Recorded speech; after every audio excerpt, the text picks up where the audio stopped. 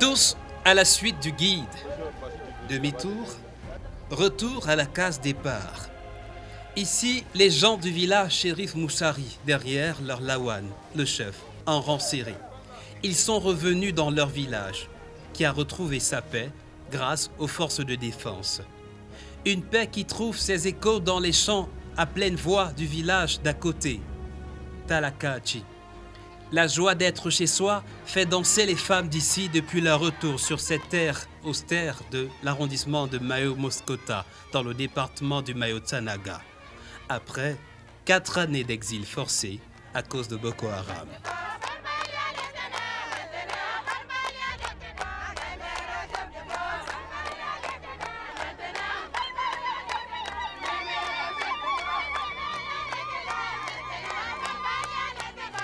Douce ode de femmes au lieutenant Boutou, l'un de leurs vaillants protecteurs ici. Dans ce chœur, quelques-unes sont des épouses et compagnes des combattants de Boko Haram. Elles ont quitté le front. Elles avaient suivi leurs hommes dans leur meurtrière aventure. Adja Sali revient de loin.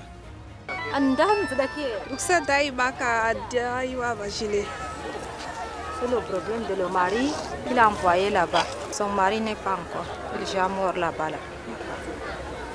Et pourquoi elle est revenue? À Sako Bangale. Il est revenu pour regarder, pour venir pour ces gens ici. Achia Boulama, notre traductrice, est la présidente de l'association des mères d'élèves de Talakachi. Nous chantons pour que nous sommes contents aujourd'hui dans notre village. Et toutes les femmes, qu'est-ce qu'elles représentent pour le village? Les femmes se représentent au village pour l'association des mères d'élèves. Aujourd'hui, parce que nous sommes contents. Vous leur dites quoi à chaque mère là? Akiwa, masak zaraklorok sa sumli ekol na wana zawe.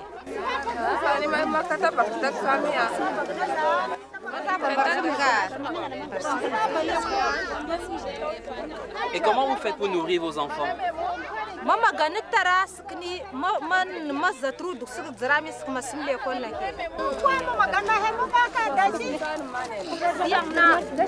On fait donner des choses à manger aux enfants. Si on n'a pas, tu laves tes enfants et tu lui donnes un peu de déjeuner, il part à l'école. Parce que maintenant nous sommes ici là, depuis que le 4 ans qu'on passait là, il n'y a pas de choses maintenant là. On souffre toujours. Vous ne faites pas les champs, vous n'allez pas au champ? Oui, est-ce qu'il y a le problème d'aller au champ? Vous avez besoin de quoi? On voulait l'argent et puis les choses comme les engrais et notre école. On veut l'hôpital. Abandonné depuis 4 ans, Talakachi avait été ravagée par les exactions de Boko Haram. La cité reprend progressivement vie depuis quelques semaines. Au plus fort de la guerre, ce village de quelques milliers d'âmes ne comptait plus que 15 personnes seulement, exclusivement les membres du comité de vigilance local. Grâce à l'action des forces armées, on assiste depuis quelques jours à un retour soutenu des populations. Talakachi, c'est un village qui a été quasi abandonné par ses habitants suite à des incursions de sectes terroristes Boko Haram il y a de cela 4 ans. Depuis un temps, et grâce à l'effort de la force de défense et de sécurité, sur l'impulsion directe du commandant du 42e bataillon d'infanterie motorisée, un poste avancé de combat a été installé sur ce site. Ça a permis à ce que les villageois ont trouvé nécessaire de rejoindre leur village. Les forces de défense ont encouragé les chefs et leur communauté à revenir, reconstruire une nouvelle vie sur les ruines.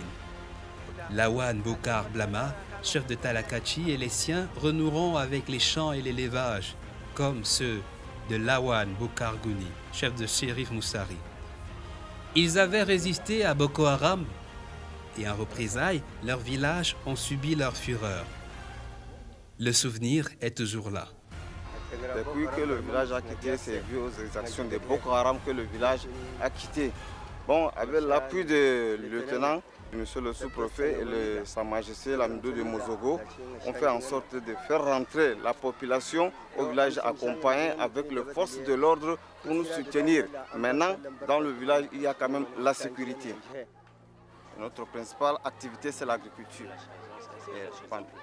Oui, les oignons. Nous cultivons les oignons, les lails, tout le consomme. Ça, c'est pendant la saison sèche.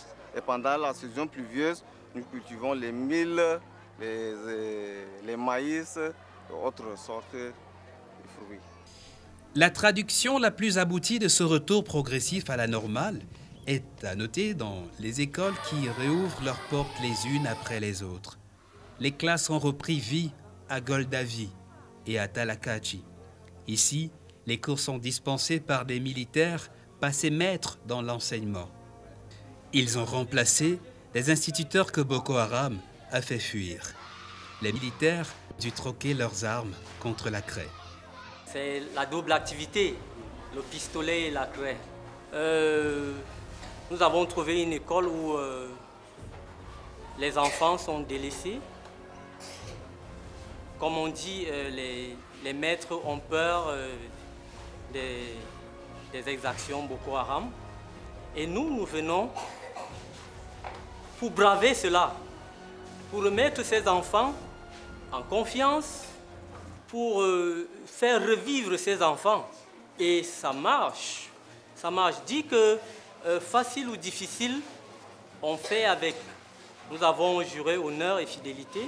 Fidélité aux institutions et nous y voilà. Et nous faisons avec... Le message passe, on a une classe cosmopolite comme celle-ci, venant de plusieurs villages, le message passe? Eh oui, et bien sûr, le message passe, sauf que la difficulté qu'on a pour le message, c'est que ceux qui sont des strophes, il y a des enfants qui sont Mandara, Mafa, Glafda et beaucoup d'ethnies en fait. Mais maintenant, pour que le message passe, nous devons nous rabaisser jusqu'au patois en fait. Ça veut dire, celui qui peut comprendre très bien ce que nous expliquons peut transcrire cela en patois et maintenant le véhiculer. Ça permet aux enfants de revenir à un bon français en fait. Il est question pour les autorités civiles et militaires d'encourager cette dynamique. Une vigilance de chaque instant. Bien que considérablement affaibli, l'ennemi, nous rassure-t-on, conserve de réelles capacités de nuisance. Les 3 opérations en cours dans la région de l'extrême nord sont donc toujours sur le pied de guerre. L'opération Alpha, des bataillons d'intervention rapide. L'opération Émergence 4, pilotée par le commandant de la 4e région militaire interarmée et la force multinationale mixte de la commission du bassin du lac Tchad, dont le 1er secteur est stationné à Mora. Parmi les stratégies mises en œuvre pour barrer la route à Boko Haram, il y a ces tranchées creusées le long de la frontière entre le Cameroun et le Nigeria.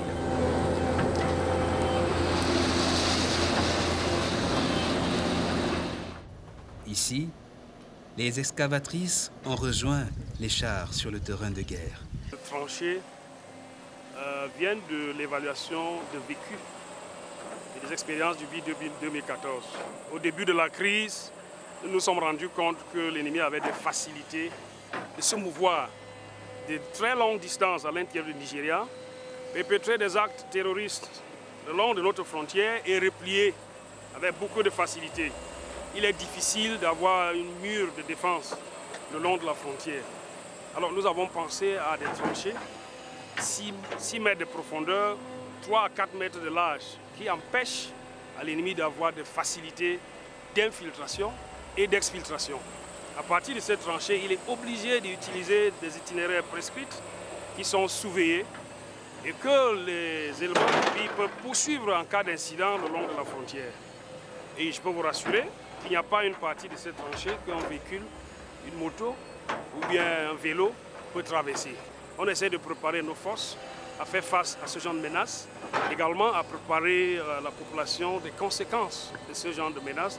Je pense que cette symbiose population-armée facilite la mise en œuvre des autres acteurs de la nation, je parle des autres ministères, ainsi que les organismes des Nations Unies. C'est la raison pour laquelle depuis fort longtemps, il n'y a pas de grands incidents comme nous avons eu entre 2014 et 2015. Ce maillage serré du territoire, combiné à l'action des comités de vigilance et l'encadrement des autorités administratives, est à l'origine de cette accalmie. Sur la ligne de front comme en base arrière, l'armée, au-delà de ses missions régaliennes, participe au développement de ces localités en construisant des infrastructures sociales, comme ici à Lara. Alors vous savez que le véritable problème ici, c'était l'insécurité. L'effort considérable que le gouvernement, à travers ses autorités de la base, ont déployé, c'est celui de la sécurité, résoudre le problème de l'insécurité. Cela a été fait. Vous-même, vous le voyez, les forces de défense et de sécurité ont fait ce qu'il faut, avec l'appui des comités de vigilance, bien sûr, et toute la population d'ailleurs, dont l'occasion m'est offerte également de remercier, de féliciter pour l'accompagnement. Et je crois que nous avions toujours encadré les populations déplacées qui sont là à Kolofata. Et nous avions fourni des gros efforts dans l'accompagnement des commerçants dans diverses activités qui reprennent progressivement. Les marchés périodiques qui ont été fermés retrouvent progressivement plus ou moins leurs activités. Ça fait énormément plaisir de revoir ces gamins retrouver le chemin de l'école, le chemin de cette école qui autrefois était fermée du fait de l'insécurité grandissante. Il convient de rappeler à toutes fins utiles que l'arrondissement de Mayo-Moscota est celui-là qui paye le plus grand tribut ou le plus lourd tribut des assauts de la secte Boko Haram. Le retour en question se fait sous l'impulsion du chef de l'État lui-même. Nous sommes assistés de façon permanente dans cette lourde tâche par les forces de défense et de sécurité, les humanitaires et puis les sectoriels. C'est l'occasion pour moi de louer ce qui est déjà fait et ce qui sera fait dans les prochains jours par l'armée en termes de développement des localités de notre arrondissement. Je voudrais évoquer plus particulièrement les activités socio-économiques pour dire que la sécurité elle-même est déjà un gage pour le développement, un gage au développement. La guerre n'est certes pas encore finie, mais on jette déjà les bases de la reconstruction. L'armée, à travers le génie militaire, conduit sur l'axe Mora-Dabanga-Kousseri le plus gros projet de son existence sur financement inédit de la Banque mondiale. Il s'agit de la réhabilitation de ce tronçon stratégique sur la nationale numéro 1. Initialement, le projet était censé durer 21 mois, mais cette période va être revue à la hausse parce que tout d'abord, le pont qui est existant sur la rivière El Beïd au niveau de Tildé n'était pas prévu. Il est maintenant question de le reconstruire parce qu'il n'est pas suffisamment large pour permettre que les véhicules se croisent sur ce pont-là. Donc, les études sont en cours et forcément, la réalisation de ce pont fera gréver le délai des travaux. Par ailleurs, vous m'avez parlé du volet social qui est très important dans ce projet parce qu'il est prévu de réaliser des ouvrages au profit des populations civiles le long du projet.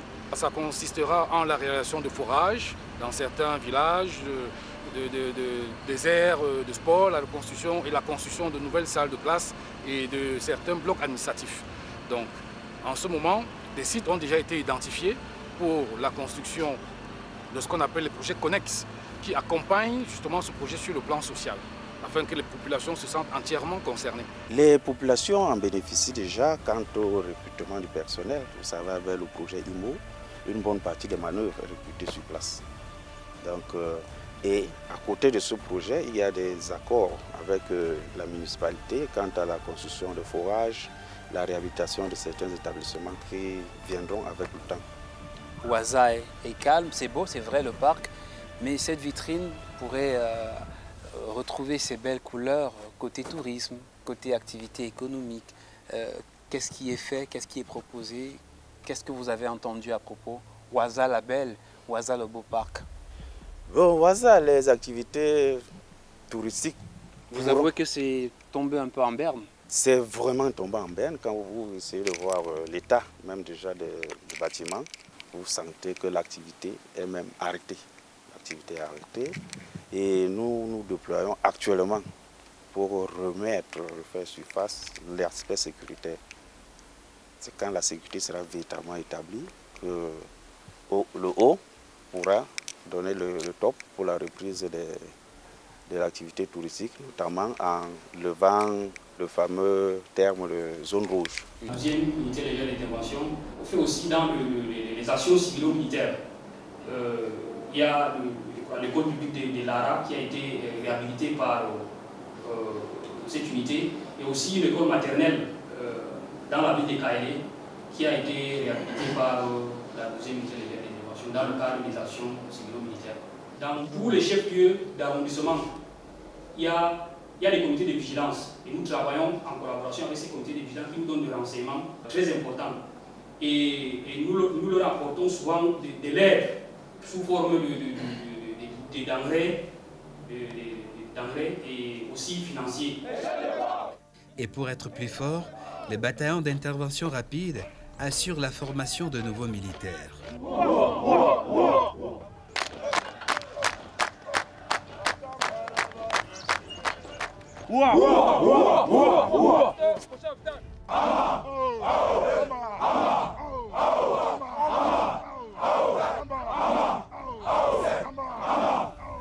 Innovation en 2019, pour la première fois hors de la Damawa, le Bir forme dans le Sahel, à Marwa Salat.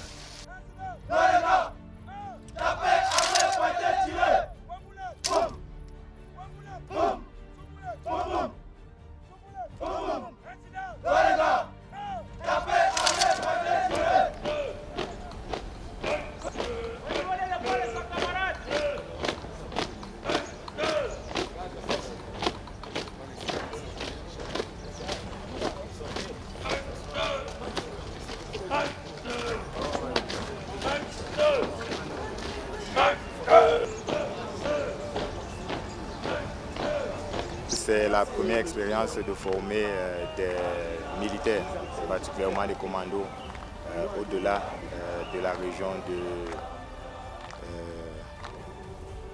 la Damawa.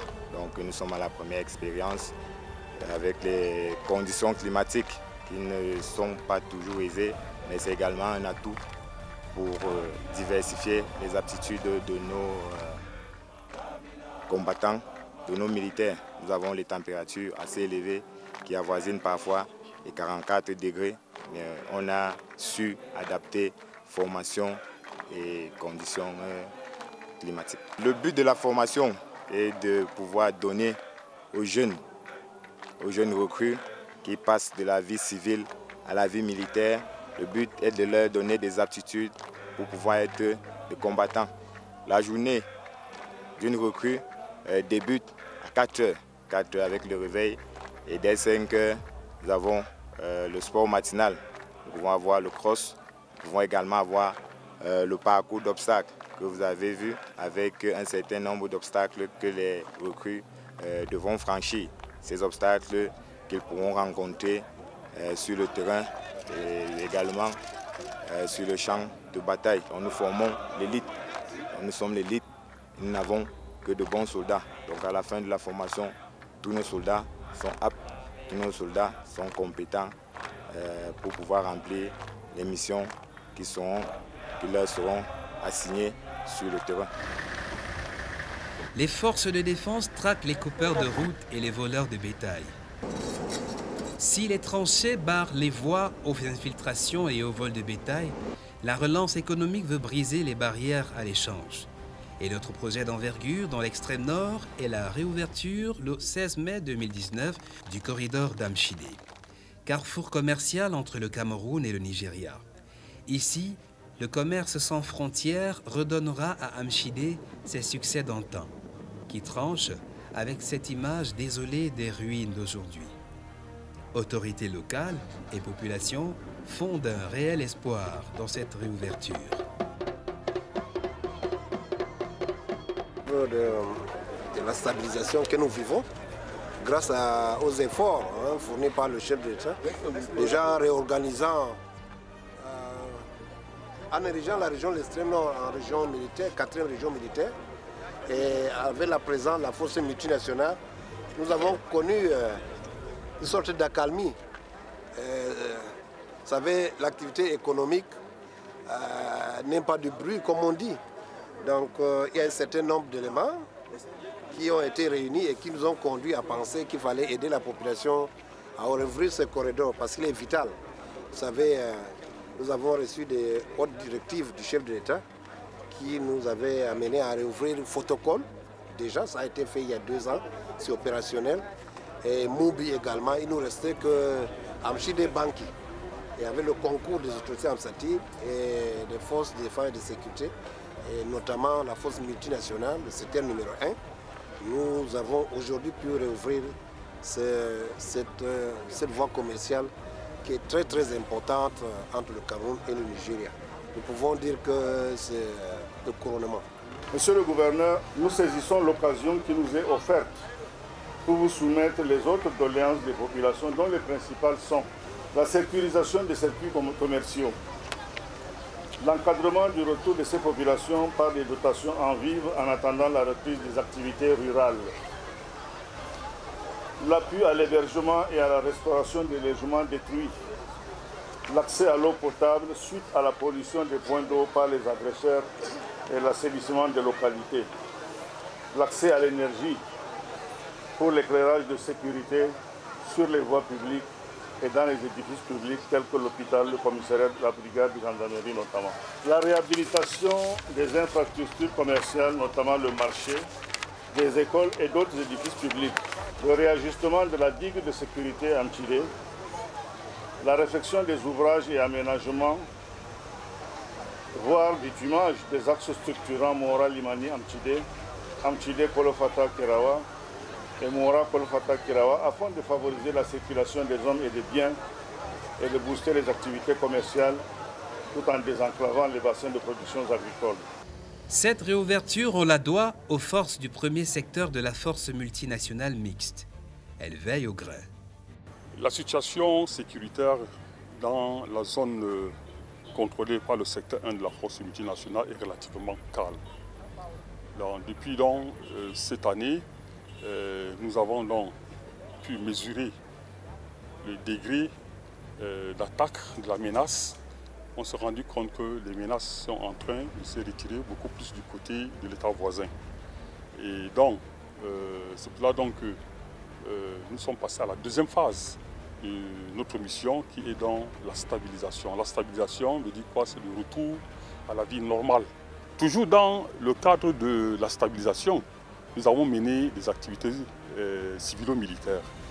Et nous avons pu, l'année dernière, sillonner pratiquement 4 localités. On a commencé par Darak, qui est la dernière sous-préfecture du Cameroun dans le lac Tchad. Et nous avons fini ici à Bondéry.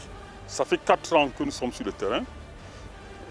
Les résultats que nous avons obtenus parlent. Cela veut dire que la troupe est aguerrie, la troupe a le moral. Et donc je peux me permettre de dire que nous avons la bonne ressource pour mener cette guerre. Et les résultats sont très encourageants. La menace terroriste est toujours vive dans le Grand Nord. Mais la région a appris à vivre avec elle et les forces de sécurité sont constamment à l'affût pour traquer les terroristes et préserver la souveraineté du Cameroun.